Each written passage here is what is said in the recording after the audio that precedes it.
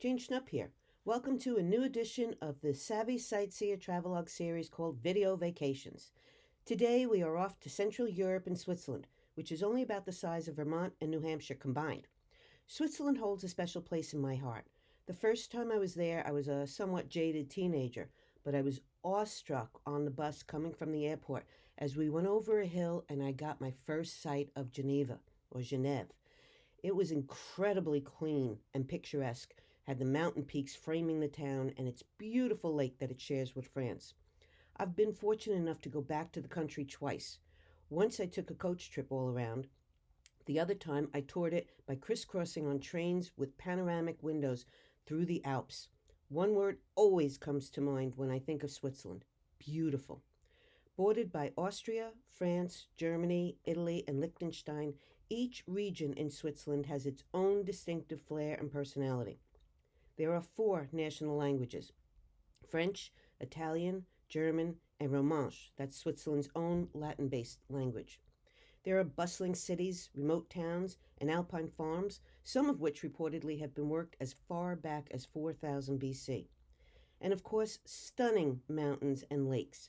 There's about 1,500 lakes, and you are never more than 10 miles from one within the country. Surrounded by European Union countries, little Switzerland stands out, retaining its independence and its own currency. The Swiss franc, not the euro, is what changes hands here, but it is not listed on currency charts as you might expect as SF, but rather CHF, which confuses people. CHF stands for Confederatio Helvetica Franc. That's from the early Latin name for the region. We'll start in the northern part of the country in Zurich before moving southwest and onto the French border. We'll work our way east through the Alpine regions. My favorite way to enter the country is by flying in over the Alps from Italy. Of all of the Alps, the Swiss are my favorite, and I love the feeling of being absolutely on top of the world. Zurich is this country's largest city, one of the financial capitals of the world, with supposedly more banks than dentists. It's a compact, vibrant, cosmopolitan city founded by the Romans in 58 BC as a customs port. Some consider Zurich merely as a travel hub and use it only as a transfer stop linking high-speed trains to other countries.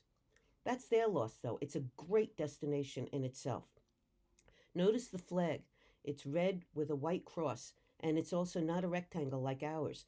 It's a square similar to the look of their early battle uniforms. If you're confused with the International Red Cross flag, that's okay, because the Red Cross founder was Swiss, and the banner is an inverted version of the Swiss flag as a tribute to him. If you work up a thirst while walking the town, you can find one of the many creative fountains for crystal clear drinking water piped in from the mountains. With over 1,200 of these water spouts, Zurich is one of the world's most fountain-friendly cities. They even have guided fountain tours. St. Peter's is the oldest church in Zurich, built in the 9th century, with the largest clock face in Europe. It's about 28.5 feet across, bigger even than London's Big Ben. Fortunately, it was spared when Zurich was accidentally bombed by Allied forces during World War II. Bombing raids hit targets in Switzerland a few times, but the Allies blamed the navigation errors or equipment failure, weather conditions, or even pilot error. The Swiss, though, contended the Allies were protesting their neutrality. There was even a court-martial in 1945, the presiding officer of which was none other than Colonel James Stewart, who flew B-52 bombers in the war before returning to acting here. The pilots were found not guilty, but the U.S. had to pay millions in reparations to the Swiss. Fortunately, the bombs dropped on Zurich did very little damage, and the city was largely untouched, leaving St. Peter's intact, along with winding cobblestone streets packed today with shops, history, and charm. One thing that struck me here was how very quiet it was. Despite crowds and busy streets, there were no horns blasting, blaring music, or loud phone chats. It exuded a classy and dignified atmosphere. So imagine my shock when I went to sleep in this Zurich and woke up to a center of chaos and crowds. I figured it must be their 4th of July, but Swiss National Day turns out to be August 1st, just before my visit. That's when they celebrate the 13th century alliance of 3 cantons or states. It is a somewhat subdued event with local parties throughout all of its cantons, which now number 26. This craziness was an entirely different celebration, a mega party that takes place for one day a little later in August each year and only in Zurich. The annual street parade and Technofest is billed as the world's largest. Enthusiasts from around the world converge on 34 square miles Zurich for the huge outdoor party of street vendors, parades, music, and love mobiles. And above all, dancing in the street. In recent years, up to 1 million have packed the city's streets, a far cry from the about 1,000 who showed up for its first time in 1992. That's when a student was granted permission to organize a demonstration in support of love, peace, freedom, generosity, and tolerance. This year's event is slated for August 8th. Of course, with current circumstances, we'll have to see if that comes about. The skyline at the northern tip of Lake Zurich at the mouth of the Limmat River is dominated by the twin-spired 12th century Grossmünster Church. This is one of Zurich's most famous landmarks, in part because this is where the Swiss Reformation started. In 1522, Roman Catholic pastor Zwingli and some friends broke the tradition of fasting during Lent by dividing 2 smoked sandwiches among them. Zwingli defended his position and opposed those who claimed that their actions had been an act of heresy. The ensuing argument, known as the Affair of the Sausages, is now considered to be the trigger for the Reformation in Switzerland. This sculpture on the lake shore depicts a variation on Greek mythology and the story about Ganymede, who was a very handsome young man abducted by Zeus and taken to the top of Mount Olympus. This statue, donated to the city by its sculptor in 1952, doesn't depict an abduction. Instead, with an outstretched hand, this Ganymede pleads with Zeus in the form of the eagle to whisk him away to nearby alpine peaks. The National Museum in Zurich is the city's top sightseeing attraction. Swiss history is laid out here from its beginnings to the present in a more than 100-year-old castle. 820,000 objects span the ages. There's earthenware shards that date back to the BC era, right up through to Christmas ornaments from the 21st century. It is the largest cultural and historic collection in the country. The building itself is part of history and is designated an historical monument of national importance. It's not just the collection housed in it that reflects Swiss history at different times. The purpose-built museum itself does likewise. The architect combined design features from the late medieval period as well as the modern era to create a so-called single whole, a melding of collection, exhibition, and architecture. Amazing attention was paid to every detail, such as this close-up of the artistry under the eave. Exhibits run a gamut. There's archaeological displays, carriages, ceramics and glass, technology, paintings, sculpture, jewelry, and a comprehensive textile and fashion section. One of the highlights is this celestial globe designed by Jost Bergi, a brilliant astronomer, mathematician, and maker of clocks and astronomical instruments. His celestial globe was the first ever mechanical system to display February 29 in leap years. It is considered a groundbreaking symbol of European thought. In addition to the globe, he also invented many other things, including a clock with 3 hands, thereby creating the second as a unit of time. The Swiss lay claim to some of the world's most famous inventions. They created the Helvetica font, Velcro, cellophane, the Swiss Army knife, and even LSD. Swiss chemist Albert Hofmann synthesized LSD for the first time in 1938. The Swiss also introduced the world to bobsledding and luge as competitive sports. While Zurich is the financial center of Switzerland, it is not the capital. That honor goes to Bern, about 60 miles to the southwest. Bern is, to me, an unlikely national capital. There's nothing stuffy nor self-important about Bern, which became the capital in 1848. Here, children race around in a fountain while 26 jets of water, one for each canton, randomly spurt. So that's not the usual trappings of a country's capital, but such is the charm of Bern. All this action is going on right in front of the parliament, and possibly on a ton of gold. Under the square is believed the equivalent of Fort Knox, Reportedly buried here are the vaults of the Swiss National Bank, which overlooks the square. Though the bank is kind of tight lipped about their store's exact locations, it is widely believed that about half of all Swiss gold is guarded here. Every town in Europe has an elaborate glockenspiel. Switzerland is no exception, other than to say it has one of the best. On Market Street, the clock tower is part of the city's original fortification wall from 1218. Ornate astronomical clock with its moving figures was built in 1530 into the former defense gate. It serves as the city's main clock, but for half of the year it is about 1 hour behind due to daylight savings time. It also shows the sign of the zodiac, the date, and even the phase of the moon. At 4 minutes before the hour, it just bounces, Father Time turns an hourglass, and a rooster crows.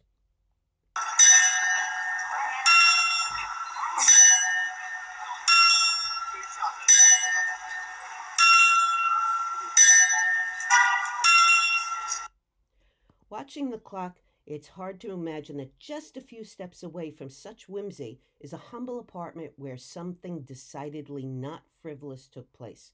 A narrow, winding staircase leads to the small second floor home of Albert Einstein. Here he worked, devoting himself to physics concepts and developing the theory of relativity. It's a very small museum because this was just the space where he lived. Nearby is a much larger museum dedicated to Einstein the man as well as the scientist. It takes up the entire second floor of the Historical Museum of Bern. It has 550 items and 70 films to give a full overview of his life. My favorite spot in Bern is busy Market Street. It's named a UNESCO World Heritage Site for its sandstone houses, narrow streets, fountains, and the medieval air that make this city unique. Again, certainly this doesn't look like most capital cities.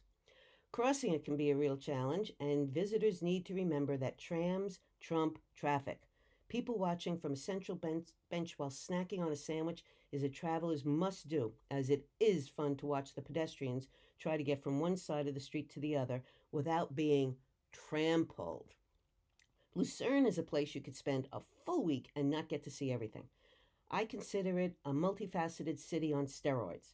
At times, it's serene and relaxing, or wild and bawdy, or sophisticated and expensive, or loaded with tacky souvenir shops. A most dramatic sight in the city is the Dying Lion of Lucerne. It's a tribute to the more than 600 Swiss guards or mercenaries who were massacred when protecting France's King Louis XVI and the royal palace in Paris in 1792 when it was being stormed during the French Revolution. American author Mark Twain said it is the saddest and most moving piece of rock in the world. The Swiss soldiers' names are etched into the stone, and the lion symbolizes their strength, courage, and loyalty. Sculptor Lucas Ahorn was a trifle bit upset that the city council reduced his pay in the end, and whether it was spite against them for doing so or a knock on the French for the way the guards were treated, it appears he spitefully added a little something to the 33 by 20-foot work carved into a sandstone rock. Look closer. The shape of the cave? It's in the shape of a boar. Lucerne is a photographer's dream location. It is a town of beauty and history. This junction of Lake Lucerne and River Reuss, ringed by the mountains, is a popular photo op. The Chapel Bridge, the oldest, prettiest wooden-covered bridge in Europe, was constructed in the early 1300s and connects the pedestrian-only Old Town to the new, linking the past to the present, both physically and metaphorically. The Chapel Bridge and the Water Tower were parts of the oldest medieval city fortification of Lucerne. The tower served many functions over the years: a dungeon, an archive, and a treasury vault until the 19th century. Today, a traditional association uses it as a clubroom. Swans enjoy floating around here. They were reportedly a gift from France's Louis XIV to thank the Swiss guards for protecting him. Triangular paintings on the bridge's overhead spans depict the town's and country's history. Unfortunately, a fire that started on a leisure boat that was moored under the bridge in 1993 destroyed many of them, but a lot do remain or have been restored. Street art takes a new meaning on in Lucerne. Murals can take up entire houses, like this one on the restaurant Fritzi. Bawdy artwork irreverently portrays the Fritzy family and friends reveling in Mardi Gras festivities. Across the street, you can take in a traditional folklore show. It's a fun way to enjoy Swiss cuisine while hearing Alp horns, traditionally used to call in the cows, and seeing robust clapping dances, all the while learning about Swiss culture. Locals found unusual ways to entertain themselves through the long winters before Xbox and live streaming came along. Who knows? With stay at home rules now, people may revive such old amusements as broom music.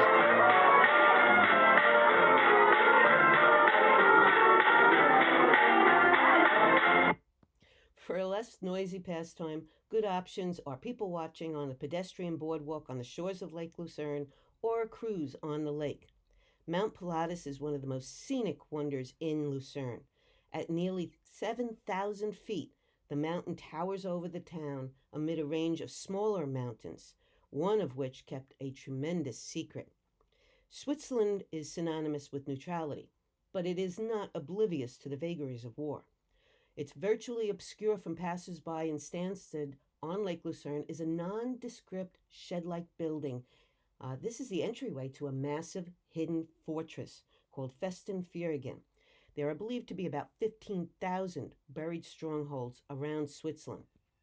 Should Switzerland be invaded during World War II, the plan was to squirrel away important citizens and army personnel. The rest of the residents, that is, the taxpayers who had funded it, would have been left to their own devices as bridges and roads were blown. Blueprints for any new bridge building at that time had to include built in explosive. Although billed as a museum, Fjorden doesn't resemble any usual military display. Visitors can step behind and aim a cannon and observe model soldiers at the ready.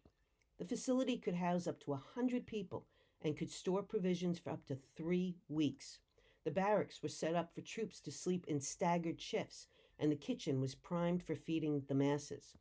Beyond Switzerland's major cities, there's so much more to see. Now we'll look at the very elite and scenic south. We'll start with a little town by the border with Italy that has claim to one of Switzerland's best known sights. At Zermatt, there's a gateway to one of the most famous vistas in the world. The tiny village is largely pedestrian only, but not just for walkers of the human kind. Streets give way every morning and afternoon to a parade of black-necked goats, also known as glacier goats. They make their way between their home and the mountain pastures. In the 1950s, the black-necked goats were almost extinct. They only had about 400 or 500 of them left. Today, there are about 3,000. From Zermatt, Europe's highest railway whisks visitors up to Gornergrat Station, and awe-inspiring views. These two guys think they have a hard job of it. They think they are the stars of the mountain. And while they are pretty photogenic, the real star is the breathtaking view. You honestly feel like you're on top of the world here. This is the first sight I saw when I got off the train at Gornergrat.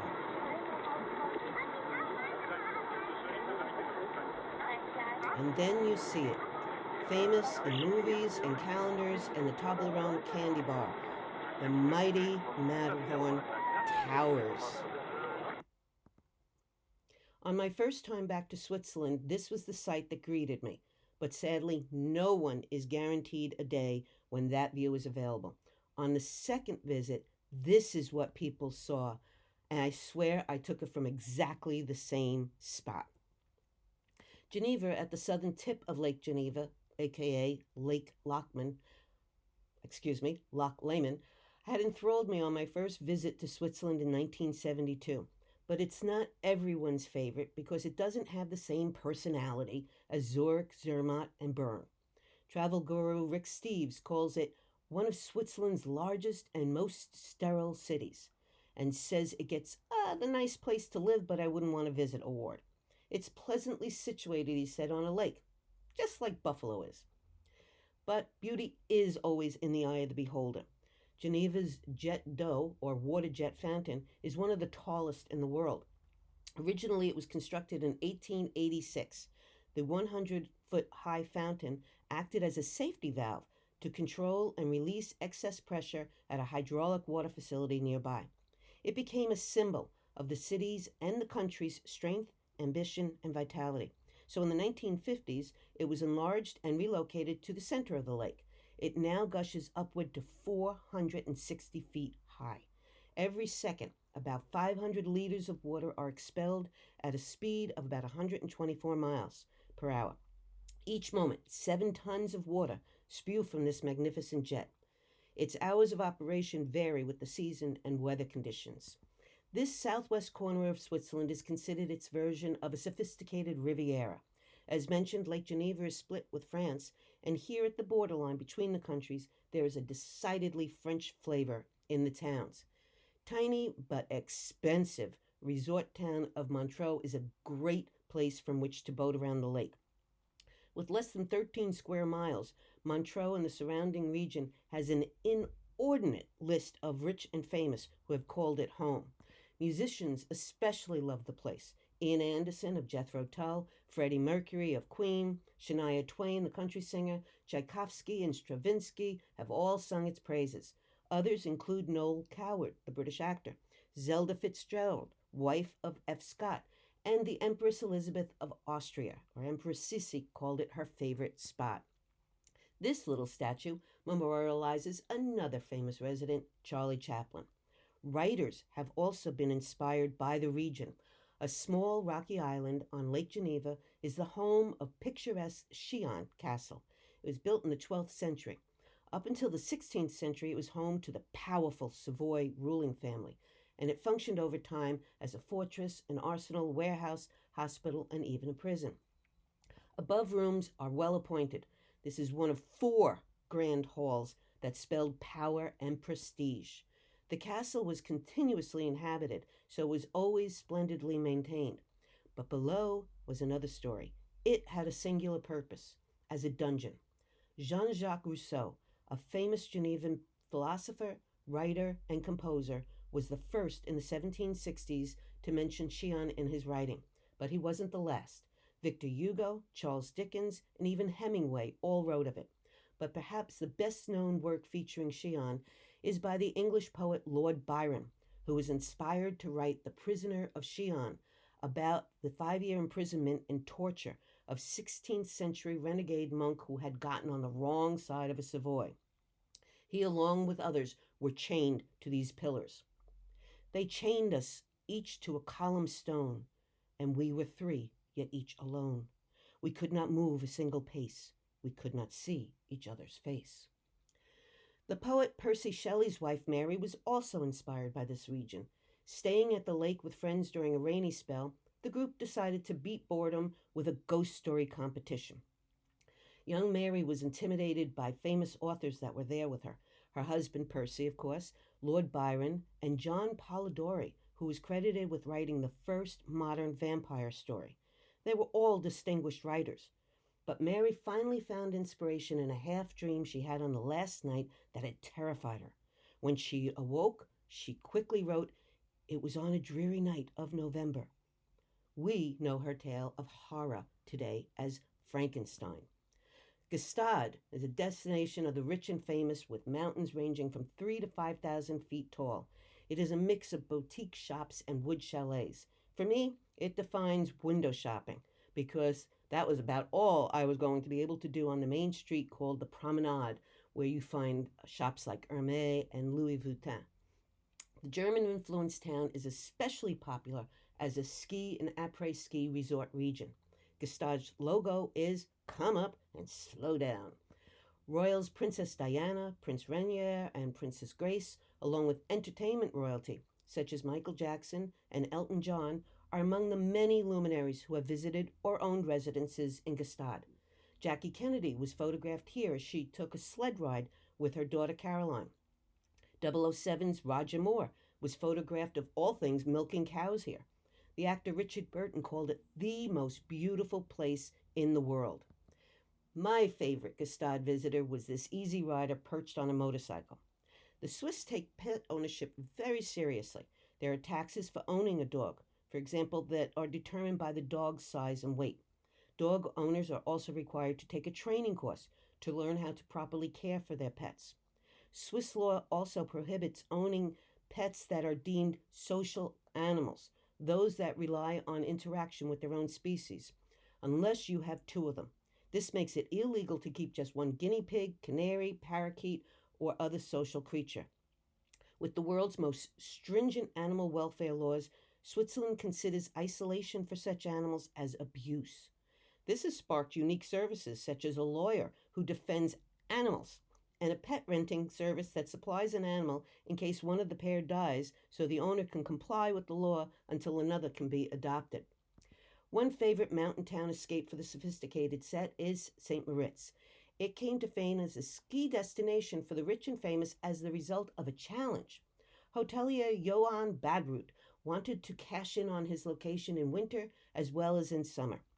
In 1864, he dared a group of summertime regulars to come back in winter as his guests for free. They, of course, loved it, word spread, and the rest is history. So, along with Zermatt and Gstaad, St. Moritz is considered a go-to ski town. Scattered around the town are these eccentric and seemingly out-of-place statues. They are the Angels Demons series. Black, larger than life, about 20-foot tall sculptures of infants bearing both wings and horns. They are the work of a Russian artist group. The Angels Demons are predictive paraders, reminding people there is good and evil in everyone, and evil may look like good, and vice versa. In Moritz, I found a patch of Edelweiss, made famous in the Sound of Music movie. It is not the official flower of the Alps, nor any country's national song, but it is considered the unofficial national flower of Switzerland. In German, Edel means noble and Weiss means white. It symbolizes daring, courage, and noble purity. Since it only grows in harsh mountain climates, young men would climb the Alps, often on the most dangerous paths, to bring some Edelweiss to their special girl as a symbol of true love. A great way to really enjoy the beauty of this country is to get out of the major cities and off the highway and onto the Bernina Express. From St. Moritz, the train spirals down from its highest point of about 7,000 feet through 55 tunnels and over 196 bridges, from alpine glaciers to palm trees on the Italian border. The railway, the only circular viaduct in the world, has UNESCO World Heritage status. There are stunning, unspoiled views all the way down, countless waterfalls, ending at Lake Poschiavo, where Italy is just 5 miles away.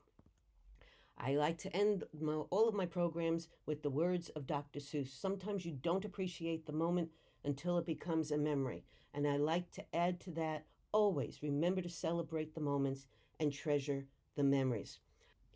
To see more of Switzerland or any of my European destinations, go to my website. If you have any questions about this program, email me or use the contact page on my website.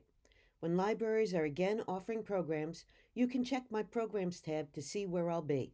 Until then, visit the library site for more video vacations by Savvy Sightseer. Stay healthy, stay home, au revoir.